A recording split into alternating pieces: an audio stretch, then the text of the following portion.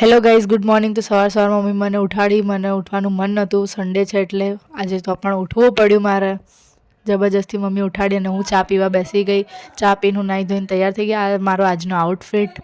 અને માથું ધોયું હતું, માથું સૂકવી દીધું થોડું ઘણું અને કોરું કરીને પછી હું જતી રહી કપડાં સૂકવા. કપડાં સૂકીને અમે બેસી ગયા. આજે સન્ડે હતો તો છોલે ખાવા પપ્પા લઈ આવ્યા તો બહારથી છોલે, તો અમે બધા જમવા બેસી ગયા છોલે.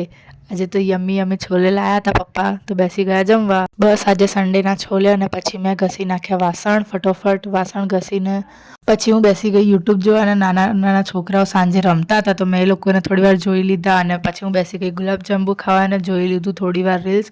અને રીલ્સ જોતાં પછી પડી ગઈ ફરી સાંજ. ને સાંજનું જમવાનું તૈયાર કરી લીધું આ બધું.